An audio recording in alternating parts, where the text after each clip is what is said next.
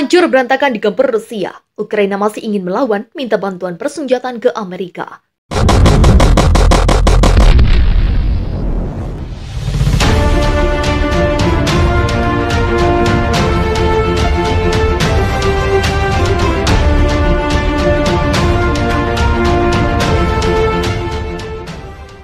Sejumlah prajurit Ukraina membawa tubuh rekannya yang terluka akibat perang di kota Irpin, barat laut Kiev pada 13 Maret 2022. Ukraina sudah sangat kewalahan menghadapi militer Rusia. Dengan peralatan tua yang dimiliki, tak sanggup lagi melawan peralatan militer Rusia yang modern dan canggih. Belum lagi jumlah pasukan militer yang dimiliki oleh Ukraina kalah jauh dibandingkan dengan Rusia. Seorang anggota parlemen Ukraina menilai barisan depan negaranya sudah seperti neraka. Pertahanan mereka hancur dan korban semakin banyak berjatuhan. Karenanya, ia meminta bantuan dari Amerika Serikat untuk menyediakan sistem pertahanan udara dan jet tempur ke Ukraina. Dia mengatakan bahwa situasi di medan perang jauh lebih buruk daripada di awal perang. Ini adalah neraka di garis depan sekarang, kata Alexandra Ustinova di meja bundar Dana Marshall, Jerman di Washington, Jumat 13 Mei. Seperti dikutip dari CNN, kami terus kehilangan lebih banyak orang sekarang daripada di awal perang. Daria Kelenyuk, seorang aktivis masyarakat sipil Ukraina terkemuka, mengatakan beberapa hal yang membuat Ukraina sulit memenangkan perang. Kita tidak bisa memenangkan perang ini dengan peralatan Soviet karena A. Rusia memiliki lebih banyak peralatan Soviet. B. Kita tidak punya tempat untuk mendapatkan amunisi untuk ini. Dan C. Rusia memiliki lebih banyak orang dan lebih banyak pasukan, kata Kelenyuk. Ostinova mengatakan Ukraina tidak lagi mencari jet tempur remake era Soviet karena perang telah berubah. Sebaliknya, dia mengatakan Ukraina membutuhkan multiple launch rocket system, Howitzer self-propelled, Paladin, dan jet tempur seperti F-16 untuk secara efektif melawan Rusia. Ukraina juga meminta AS untuk mulai melatih pilot Ukraina untuk menggunakan jet semacam itu. Kalenyuk, yang mengatakan dia baru-baru ini bertemu dengan pejabat pertahanan Ukraina di Kiev, mencatat bahwa Ukraina memiliki pilot berpengalaman tempur yang bersedia dan siap untuk pergi sekarang untuk pelatihan. Mereka bersedia pergi kemarin untuk pelatihan, tetapi tidak ada keputusan untuk menerima mereka dan menyediakannya karena tidak ada keputusan untuk menyediakan jet tempur. AS telah mungkin mengirim persenjataan berat ke Ukraina, tetapi belum memberi mereka MLRS atau jet tempur. Ustinova dan Kalenyuk yang berada di Washington minggu ini untuk pertemuan mengatakan bahwa mereka yakin ada kurangnya kemauan politik yang diperlukan bagi pemerintah untuk memutuskan mengirim senjata berat semacam itu dan dengan cepat, dan bahwa masih ada perasaan khawatir memprovokasi Moskow. Mereka mencela fakta bahwa butuh waktu lama bagi AS untuk memutuskan pengiriman persenjataan berat yang dikirimnya sekarang. Dengan Ustinova mengatakan jika kami memiliki Howitzer 2 bulan lalu, Mariupol tidak akan terjadi karena mereka tidak akan dapat mengepung seperti yang mereka lakukan untuk mengepung kota dan benar-benar menghancurkannya. Bagi kami waktu berarti nyawa. Ribuan nyawa. Kami telah mendengar bahwa belum pernah terjadi sebelumnya seberapa cepat semuanya bergerak dan seberapa cepat keputusan diambil. Tapi tidak pernah ada perang sejak Perang Dunia Kedua seperti itu. Dan sayangnya kami terus meminta di sini untuk mengambil keputusan lebih cepat. Katanya, bantuan tambahan Ukraina pada 19 Mei. Jika Kongres tidak meloloskan tambahan bantuan Ukraina senilai 40 miliar pada 19 Mei.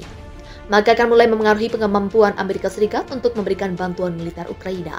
Demikian kata juru bicara Pentagon John Kirby selama pengarahan di Pentagon pada hari Jumat. 19 Mei adalah hari kami benar-benar tanpa otoritas tambahan. Kami mulai tidak memiliki kemampuan untuk mengirim barang baru, kata Kirby. Pada 19 Mei itu akan mulai memengaruhi kemampuan kami untuk memberikan bantuan tanpa gangguan. Dewan Perwakilan Rakyat meloloskan tambahan 40 miliar minggu ini, tetapi Senat gagal meloloskan RUU tersebut setelah Senator Rand Paul memblokir pengesahannya. Paul, seorang Republik dari Kentucky, menginginkan lebih banyak pengawasan tentang bagaimana dana akan dibelanjakan. Sebelum menyetujui untuk membiarkan RUU itu pergi ke lantai Senat untuk pemungutan suara, pemimpin mayoritas Senat Chuck Schumer telah memulai langkah-langkah prosedural untuk mengesampingkan keberatan Paul. Tetapi RUU itu kemungkinan tidak akan disahkan paling cepat minggu depan. Masih ada sekitar $100 juta tersisa dalam pendanaan otoritas penarikan presiden saat ini, kata Kirby. Kirby menambahkan dana itu belum dialokasikan atau diumumkan. Kami ingin mendapatkan persetujuan dari lembaga tambahan pada minggu ketiga bulan itu, sehingga kami dapat melanjutkan aliran bantuan dan bantuan ke Ukraina tanpa gangguan. Tentu saja kami akan bertindak sesegera mungkin untuk melakukannya, jadi kita tidak perlu menunggu hingga akhir Mei, kata Kirby. Beredar sebuah video di media sosial yang menunjukkan serangan udara Rusia menghantam mobil berisi salah satu komandan militer Ukraina ketika hendak mengadakan sebuah rapat. Pada video yang diunggah pada 10 Mei 2022, terlihat sebuah mobil yang hendak melintas dibidik tembakan dari pasukan Rusia dan menghantamnya hingga hancur berantakan. Dalam keterangan unggahan itu disebutkan kejadian tersebut terjadi di Donbas. Dalam keterangan unggahan itu disebutkan kejadian tersebut terjadi di Donbas, Ukraina, dikutip Hops.id pada 11 Mei 2022. Mobil tersebut diduga ditumpangi oleh salah seorang komandan Ukraina yang bergegas rapat ke suatu tempat namun hancur di tangan pasukan Rusia. Namun hingga berita ini diterbitkan, belum ada konfirmasi langsung dari pihak Ukraina maupun Rusia. Pada Rabu 11 Mei 2022, invasi Rusia ke Ukraina sudah memasuki hari ke-77 sejak serangan pertama dimulai pada 24 Februari 2022 lalu. Dilaporkan jika Rusia masih menggambur berbagai wilayah di Ukraina lewat serangan udara, salah satunya ke pabrik Azovstal di Mariupol. Seorang tentara pejuang Ukraina di lokasi tersebut memberitakan jika lantai pertama dan kedua di bunker persembunyian di pabrik Azovstal mengalami kebakaran akibat serangan udara dan bom dari pasukan Rusia. Wakil Perdana Menteri Ukraina Irina Farelsko mengatakan jika di persembunyian bunker Azovstal masih terdapat ribuan tentara, termasuk ratusan yang luka-luka. Dalam keterangan seorang tentara Ukraina di Azovstal, Kapten Sofia Toslov, ia mengatakan jika masih ada 600 tentara Ukraina yang terluka dan membutuhkan perawatan medis. Namun walau evakuasi sebelumnya telah dilakukan oleh kerjasama antara Rusia, Ukraina, dan UN, namun masih belum seluruhnya dapat dievakuasi. Saat kloter evakuasi pertama digelar, 500 warga telah diangkut ke Zaporizhia, sisanya masih bertahan di bawah pabrik baja Azovstal di Mariupol.